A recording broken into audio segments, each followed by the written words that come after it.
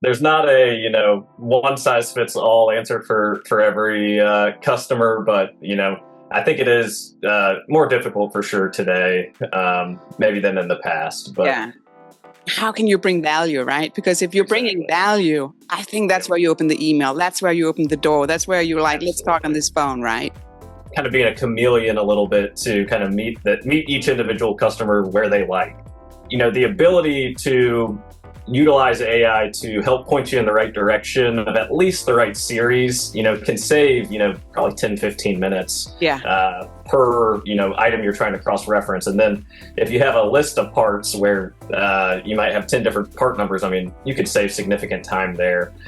So you still have to, how to get that foot in the door. Sure. And then keep providing that value is so important. Absolutely. And I'm 100% guilty of it too. When I see an email that is clearly auto-generated, doesn't have that human touch, I delete it just about as quickly as it comes in.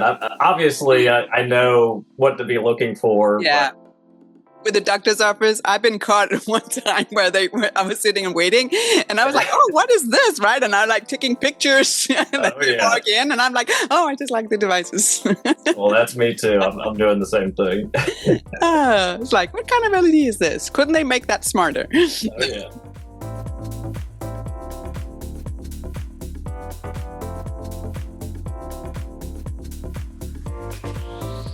The manufacturing's rep role is changing. Access to engineers is harder than it used to be. Inbox noise is higher. Too many emails, right? And tools like AI are starting to reshape how reps research part, identify opportunities, and also support customers. But speed alone doesn't win business. Judgment, relationship, and trust still matter.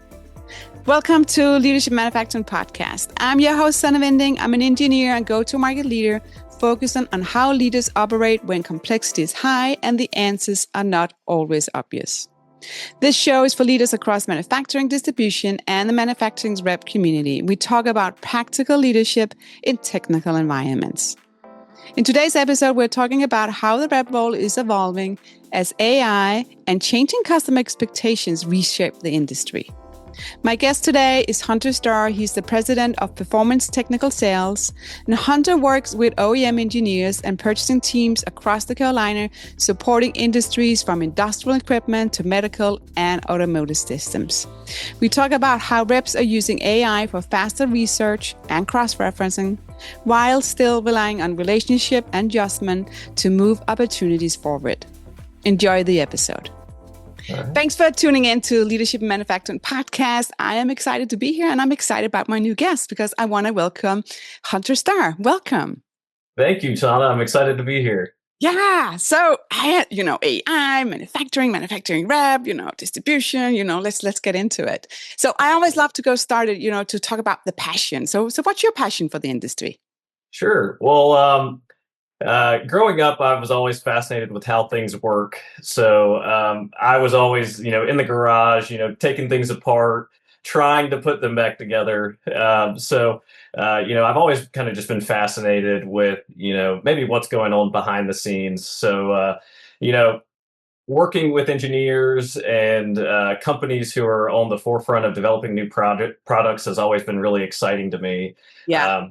Pairing that with, helping people and helping others, advance, their initiatives has always been something that I've always really been excited about. So I definitely get the fulfillment personally by, understanding new technologies. And then, on the external side, helping others is always super validating and, something that I, am happy about. Yeah. And you peek into the future, right? Absolutely. That's also right. And if there's any NDAs, you're like, I can't tell anybody about it, right? Exactly. I know. I got to keep my lips sealed. Yeah. Yeah. And then when you see it in the wild, right, you're like, absolutely. Here it is.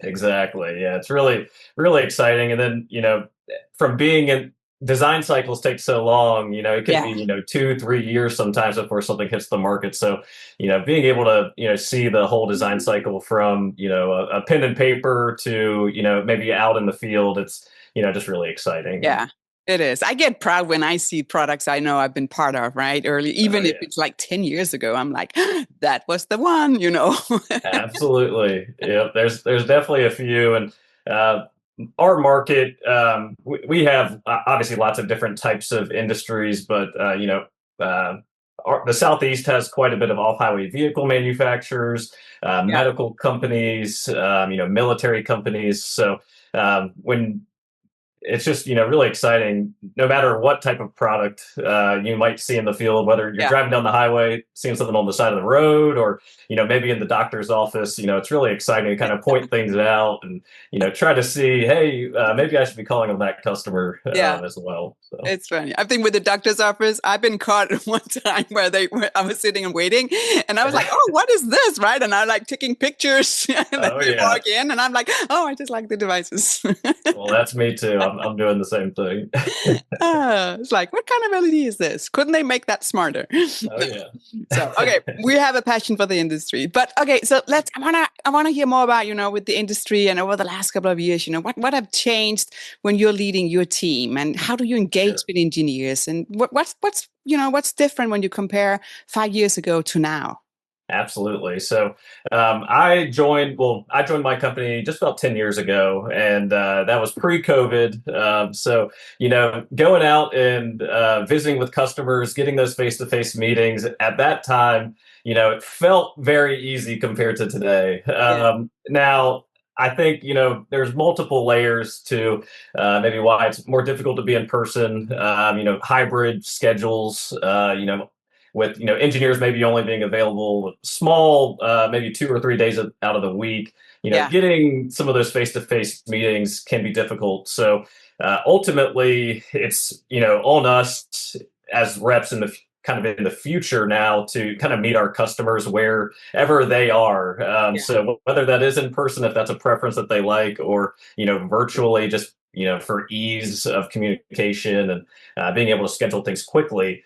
That's definitely a challenge today, but it really just kind of requires you to have understanding of your customer, their yeah, preferences, and kind of being a chameleon a little bit to kind of meet each individual customer where they like. yeah, Historically, kind of when I first started, it felt a little bit more of a shotgun approach. You can just reach out to a lot of people, show up without an appointment, and yeah, get someone to talk to you. Well, you still can do that today. There definitely are more and more companies who maybe don't have a front office receptionist, or maybe they don't even allow the doors to open for you to get into the yeah, lobby today. So uh, there's not a one size fits all answer for every customer, but I think it is more difficult for sure today, maybe than in the past. But yeah. that's why it's so important for us to understand our customers, and just Yeah, no, it is different, right? But I think you can always reflect on yourself as well, right? Because right, somebody's pitching you, I'm sure, every day as absolutely, well, if it's for your personal, right? The B2C, or if it's the B2B, right, how difficult it is for them, right? I'm getting some emails where I'm like, yeah, I, where they're like, oh, you haven't responded. I wrote to you 5 times. I'm like, right, didn't you, read the room, right? right, I don't want to reply. So, so exactly, it's a, I think and it's not a game, but it's mhm, understanding how can you bring value, right? Because if you're bringing exactly, value, I think that's yep, where you open the email. That's where you open the door. That's where you're like, let's talk on absolutely, this phone, right? So yeah, we're all in it. And then we're changing our habits and behavior and how we're searching for exactly, things. So yeah, so it's yeah, just it is what it is, right? And we have to follow the new flow because it's changing the absolutely. world. I'm pausing the show because I want to make sure that you follow the show or subscribe, or you've joined me on YouTube, or maybe just check out the website. So search for Leadership in Manufacturing. This is no fluff. This is inside inspiration that you need to grow, lead, and make an impact as a leader. So see you online. Back to the show. Right. And it really just comes down to understanding the customer, and providing that value, because they're getting inundated with so many messages, and now with AI and automated messaging, people are just getting blasted with too much information, and it really makes it hard for us to get that message across when there's so much information coming Yeah. across their inbox. And really, we have to, stand out and make a really good first impression on the front end in order to build that relationship. Yeah.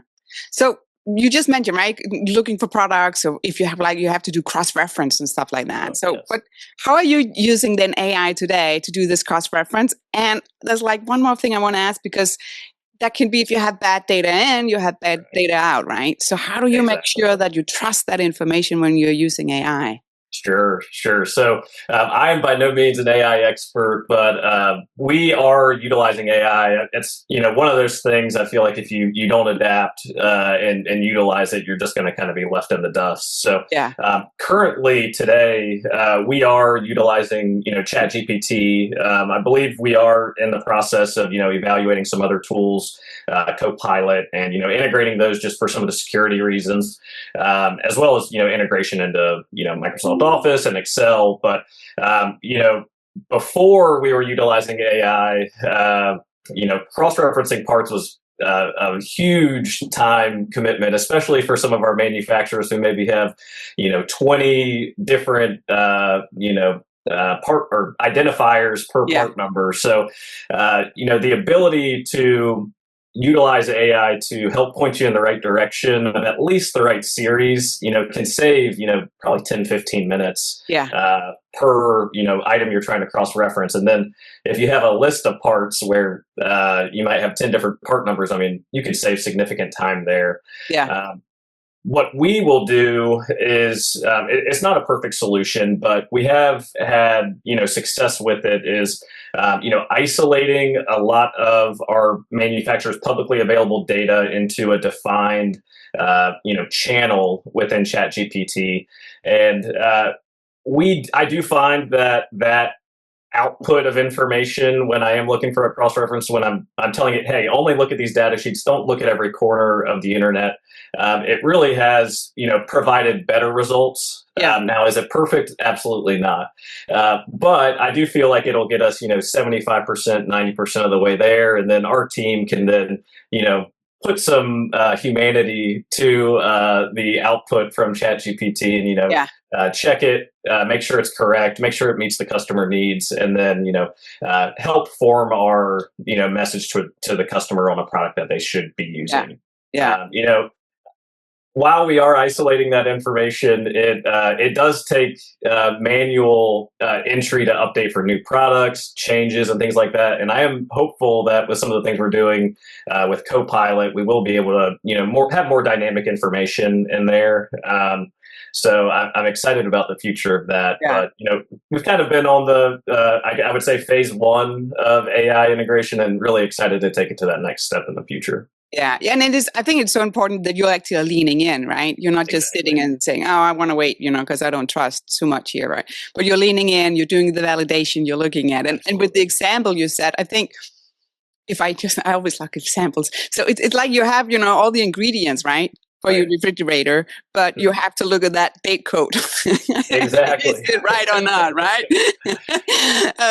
Right. That could be if you have to similar to say, but it's speed up, right? Because if you have all the ingredients, right, you can cook almost whatever you want to cook for dinner. But you need to check that date code. So you correct. Nobody can take you. Kind of what I was saying earlier with how important it is to build good relationships and good impressions with our customers, getting them the right information is critical. So, just blindly say, oh, AI said this is what you should be using, that's not exactly the best approach. But on the front end with, identifying certain series for the customer to evaluate, it definitely is very helpful. So you have different markets, right? You have aerospace, military, medical, industrial as well. So how do you use that? Because that's different segments, right?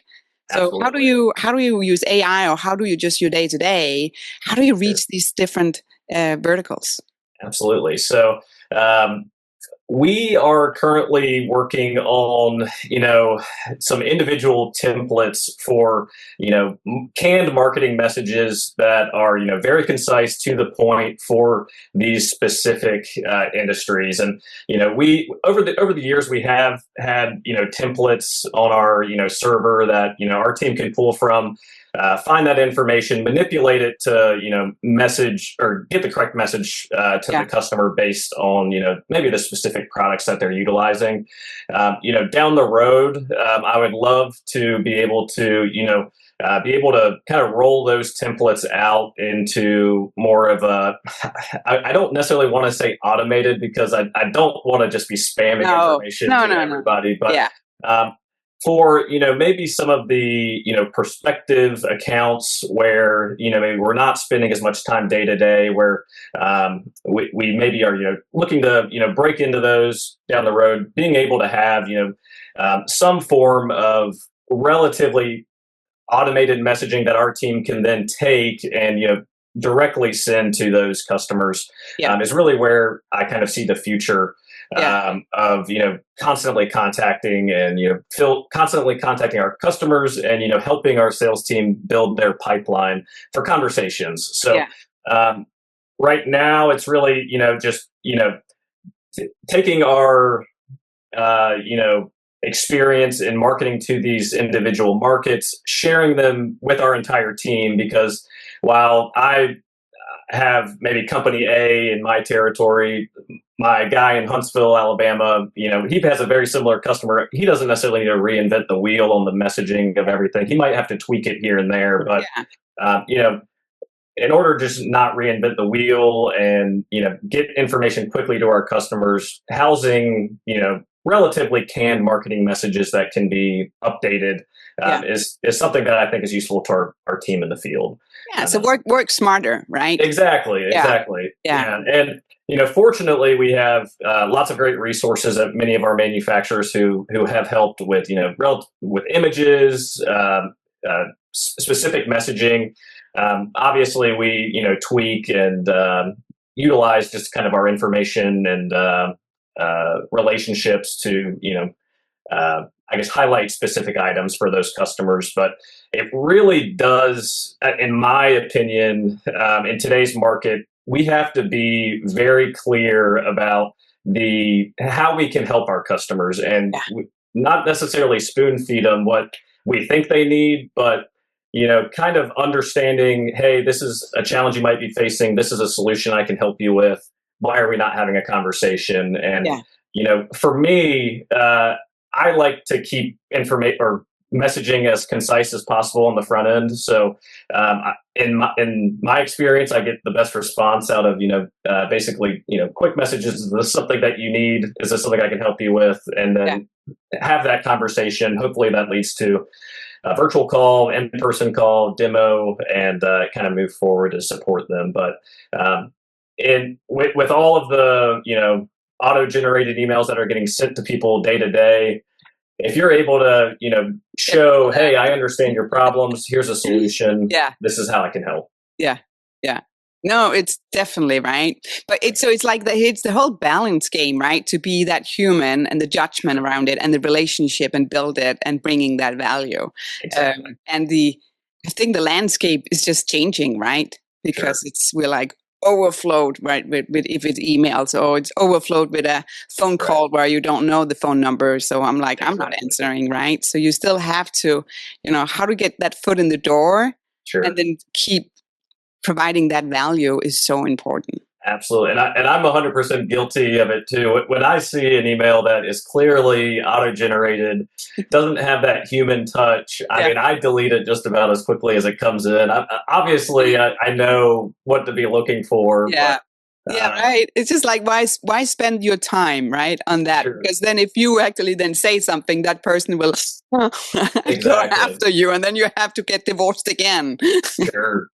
Yeah. So in the past, we have utilized MailChimp and, other services like that. We honestly have kind of gotten away from that because, we feel that personal connection, and maybe it is an extra step on our end to, form the email to the specific person, but ultimately, I do think that you get better results there. Yeah, it's much more tailored, right? And then when the customer actually write back, or they call you, or any kind of communication, because you actually created that email or that contact Exactly. point, you know what they're talking about. It's not like you're saying, "Oh, what email list did I Exactly. send to?" Exactly. Yeah, I like that. So, what about the manufacturers that you have? How are they, embracing the whole Sure. AI? Are you seeing that they can feed you more quality or better case studies, or what are they feeding you? Absolutely. So, from the manufacturer's perspective, we have a couple of different manufacturers who I think are really leading the way with integrating AI into their systems. One of our large manufacturers is, currently working on an AI agent that, lives on their website. Now, I know chatbots have been around for a while, Yeah, but this is really taking it to the next level, yeah, where they can have customers go in, basically, get open order reports immediately, backlog reports. They can, get a little bit more granular with the information that they're interfacing with. It's not necessarily, hey, uh, contact me for a sales call from the chat bot. So, yeah, personally, I think that's really exciting. Any tools to give our customers a better experience, yeah, I think is great.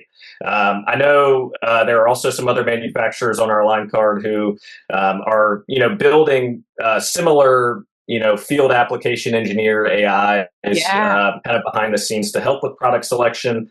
I do think that they are going way more in depth than I am with ChatGPT with regards to ensuring that that information is completely accurate yeah, and ready to go every time. So I think that's taking it to a much more granular level than I think we do at the field sales level. But being able to rely on that is a huge benefit to our yeah, team. yeah, Uh, so yeah, definitely something really exciting. And then on the other side of things with regards to their products, building specific components that are designed for edge computing, AI applications. That's really exciting. It's a hot topic with all of our customers on how they're going to integrate AI yeah, into their ecosystem, whether from a software perspective or in their actual hardware. Yeah, it's a really exciting time. We're thrilled about the opportunity to help serve that market.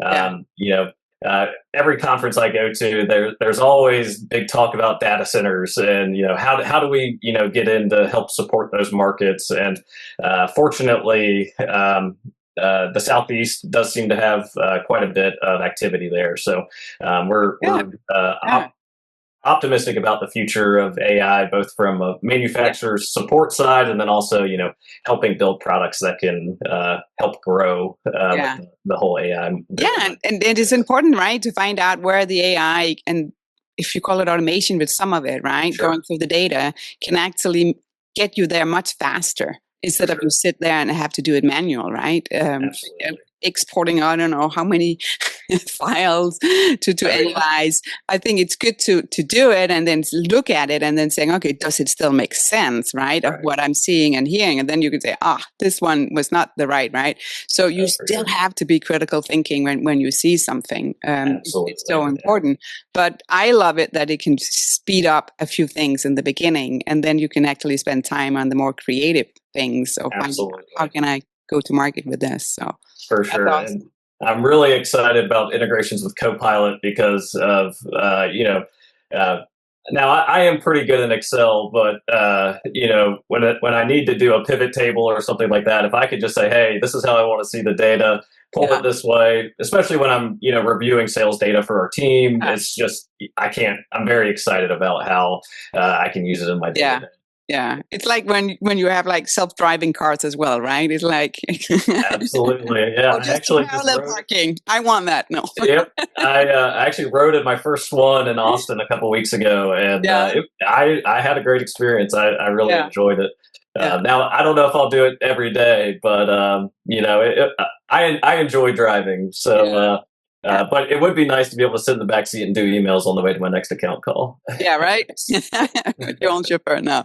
That's awesome. So let's talk about. I want to talk a little bit on skill set because Sure. the world is changing here as well, right? And we're touching on it with the critical thinking, learning the tools, leaning in. So what kind of skills do you think is really important for the next generation? Sure. Persistence. At least in the sales role, you have to be okay with being told no, and Yeah. just putting it behind you, moving on to the next one. That was one thing I think early on I felt was kind of discouraging, but for every 7 or 8 people that'll tell you no, you're going to get 1 or 2 that are going to be willing to collaborate with you, work and move forward. Yeah. And it's just being in sales, you have to be okay with just putting that one behind you, looking forward to the next one, trying to stay optimistic, and just continuing to chase the goal to support your manufacturers. Yeah. And then from I guess additional skills set, I mean, just being personable and being approachable. I think a lot of the times field salespeople put a lot of pressure on themselves to not only fully understand the product but have an answer right away for the customer. You have to be okay with basically telling them, I don't know the answer to that. I will check with my team, get you an answer quickly, and it's all about follow through. Yeah. Being a rep, it's not exactly rocket science. We may work with rocket scientists in Alabama or wherever they're working, but it really just comes down to following through with what you say you're going to do, and just be persistent and consistent with that. Yeah. And I think what you just touched on as well, right? You don't need to know everything at that moment. You just need to be the one saying, I can bring, let me research, let me, get back to you with the answers, let me connect the dots, right? Sure.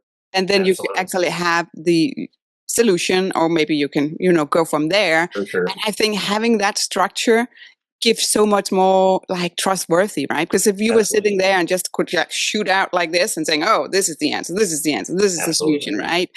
It could be great. It's good there, but it's also right. Yeah. Have the conversation, right? Because sometimes the first answer is maybe not the best solution. Sure. Yeah, and not product knowledge will come over time. As you engage more with customers, you're going to eventually become essentially that expert. Yeah. But especially for new employee or new field sales people, maybe on the front end of their career, just building that relationship and say, he may not have the answer right this second, but he's going to get it to me, and at least get me connected with the right people, maybe at the manufacturer. That's so important. And I know early on when I was just learning to be a rep, I was solely focused on, hey, I need to understand the ins and outs of all these products, but I would really encourage new field salespeople. They need to learn that. I don't want to de-emphasize that, but it's also about learning your customers, learning their needs, and it does take time. But with AI and all the research you can do, searching for maybe new regulations that are hitting certain industries or certain customer bases can definitely help you at least get the message across that you understand what they need and how you can help them. No, and that you're almost touching my next question, because I wanted to ask you, how do you continue learning, right? Because you're using AI and everything, but how do you keep on top of it and being proactive? Sure. Okay. So with regards to continuing education and learning, personally, I think as a rep, engaging with your local chapter is critical. So I'm fortunate enough to have some really great colleagues in our market.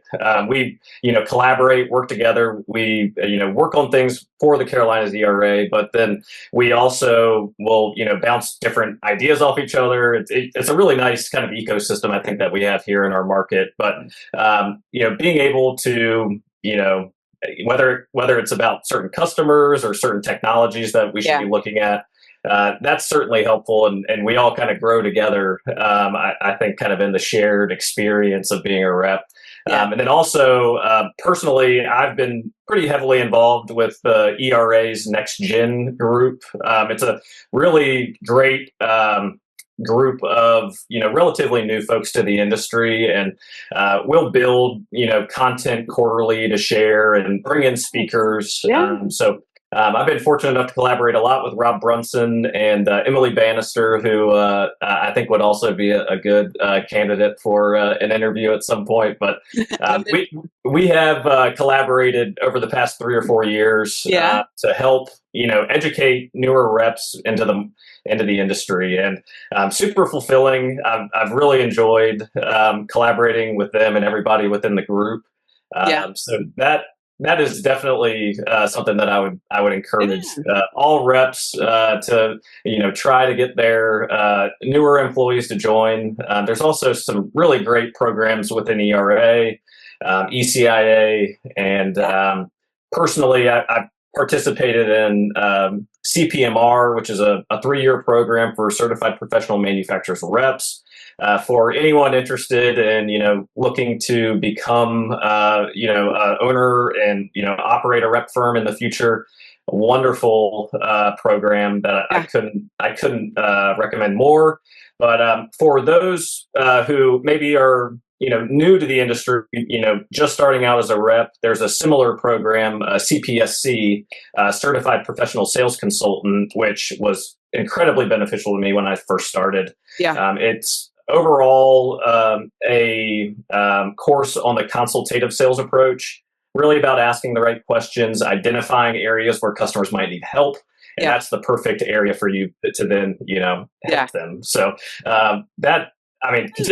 continuing education is it never critical, stops, right? It never does. It never does. And I'm just encouraged by the overall I guess ecosystem of support that I think reps have.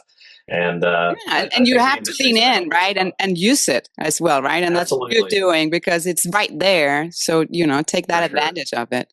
That's awesome. And, there's also so many different, training modules and things like that our manufacturers provide. So that's also critical for us. Before I go make a sales call on maybe a solid state relay, I'll go watch, maybe 10, 15 minutes of, hey, this is why this is a good fit for this market. And, just kind of be a sponge, take that in, share it with the customers, and bring home opportunities. Nice. I love it. I like it. It's like it's a never ending, right? Keep learning and reach out to your network as well. Even if it's just to catch up and say, if you haven't talked to anybody, the same person for maybe a couple of months, reach out to saying, hey, let's just 15 minutes, right? Exactly. Instead of answering the emails, right, where they're pitching you, just connect. I think that's much more value of what's happening in the world and in the industry. Absolutely. The industry I was in before this was different type of consultant / sales role, and I would never be. I'd probably get in trouble if I was out collaborating with one of my competitors, at least internally. So it's just so refreshing and different. Our industry, I mean, the health of the rep model is good for all of us. So the more and more we can I guess just be better as a whole, the better it is for us in the long run. Yeah, love it. Okay, I have a tough question for you. Sure. Because you don't need to have the title, right, to be a leader. Sure. So how do you know if you're a good leader? Oh man, that is a tough one. It is a tough one. Yeah. Well, I think just being able to for your team to be comfortable enough to come to you with honest feedback. And I think that's critical, and it shows that they have trust in you, and they want you to, engage and, help them grow. So I do feel like, at least on my team, nobody's afraid to, contact me and say, hey, this is something I need help with, or need you to get done for me, or that we can collaborate together, is, I think shows that they trust me, want me involved to help, and push things along for them to ultimately get the job done. Whether that's getting better pricing so that our customer can win the order, or whatever it takes. Just being able to speak to me, and I don't know. I'm a very easygoing guy, and I like to help people out. So I just feel like we have one of the best teams in the country, and I'm just so thrilled that they're not afraid to come to me to help them, and it's always just an open communication, and I think that speaks for itself. Yeah, it takes a village, right? It's not For sure, for sure, and yeah. We all work together. It's one of the things that we do kind of on our Monday. We get together every Monday morning and talk about the good things that happened last week. We talk about the bad things that happened last week, and we just open forum collaborate on, hey, how can we have more of the good things happen, less of the bad things happen, and just we've always kind of been it's referred to as open kimono, but just full disclosure, share everything, whether good or bad. We'll get through it together, and that's just how we, I guess, our culture is, and I think that just encourages a good team atmosphere. Yeah, I like it. I like it. It's you have to trust each other, right? Absolutely. Yeah. Absolutely. So with your career as well, what's the best advice you ever received as a leader? Oh man, I'm getting best more tough. advice. Yeah.